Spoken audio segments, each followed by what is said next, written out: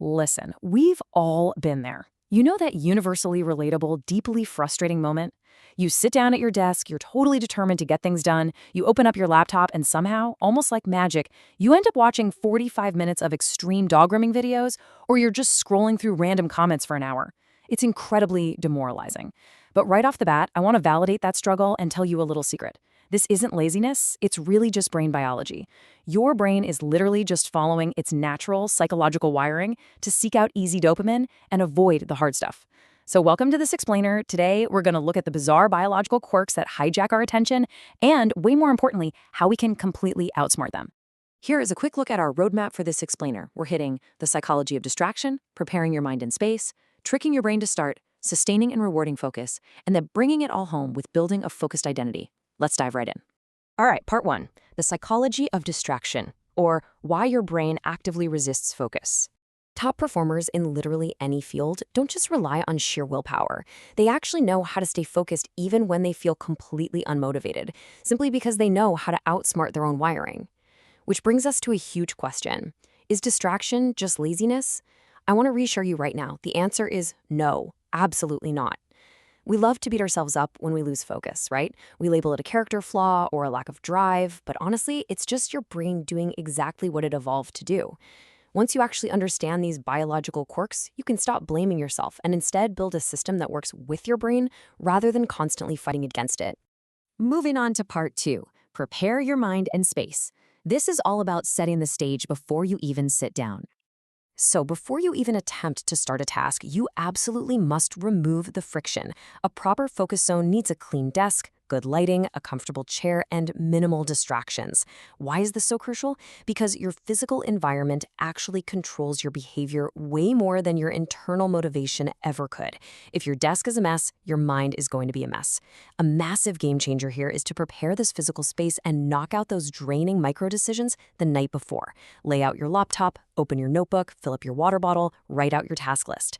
By wiping out these little choices, when you sit down the next day, there's literally only action left to take. Less thinking, more doing.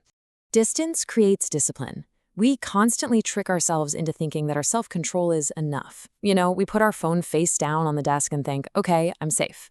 But research actually shows that simply having your phone nearby tanks your concentration. Your brain keeps subconsciously wondering about notifications. It'll even cause those weird phantom vibrations in your leg when the phone isn't even in your pocket. You have to eliminate this by physically putting your phone inside a drawer, or better yet, in an entirely different room. Out of sight, out of mind. To really build that distance and discipline, you need a solid routine. Step one, choose a trigger. This could be making coffee, lighting a specific candle, or throwing on some noise-canceling headphones. Step two, repeat this daily. Step three, enter deep work. Professional athletes, writers, top musicians, they all use these simple, repeated rituals to create powerful psychological triggers. After doing this every single day, your brain actually learns, oh, okay, we're making coffee and putting on the headphones? Got it, it's time to focus. Eventually, the ritual itself just automatically preps your mind for deep work. All right, part three, trick your brain to start.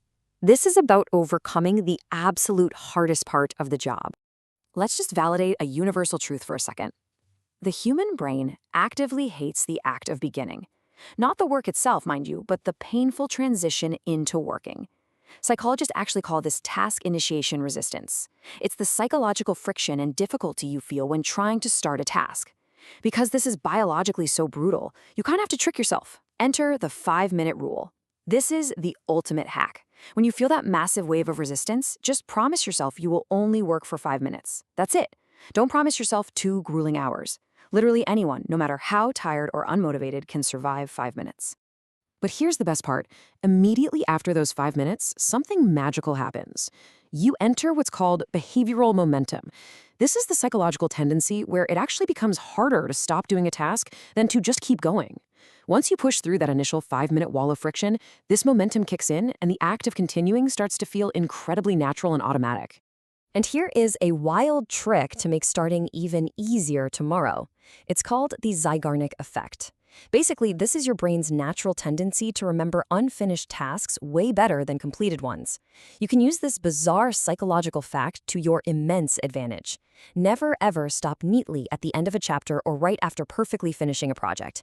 Instead, intentionally stop halfway through a fascinating sentence or leave a math problem halfway solved. Your brain will literally itch to finish it the next day.